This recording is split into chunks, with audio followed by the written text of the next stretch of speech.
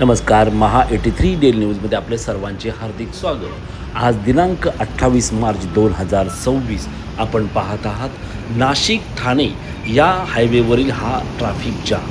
रोज मरे त्याला कोण रडे या म्हणीप्रमाणे रोज भिवंडी नाशिक हायवेवर ट्रॅफिक जॅमची अवस्था पाहायला मिळते. भिवंडीमध्ये 6 पदरी रस्ते असूनही वाहतूक कोंडीची समस्या गंभीर आहे.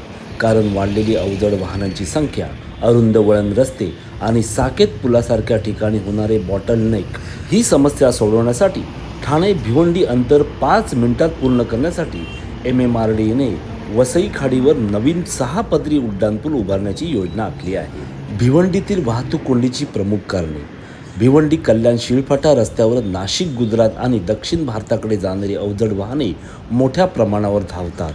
रस्ते रुंद असले तरी अनेक ठिकाणी रस्ते अचानक अरुंद होतात, त्यामुळे वाहतुकीचा वेग मंदावतो. काही प्रमुख बायपास रस्त्याची कामे संथ गतीने झाल्यामुळे ही समस्या अधिक बिकट झाली आहे. धन्यवाद. मी समीर मार्कंडे, महा 83 ठाणे.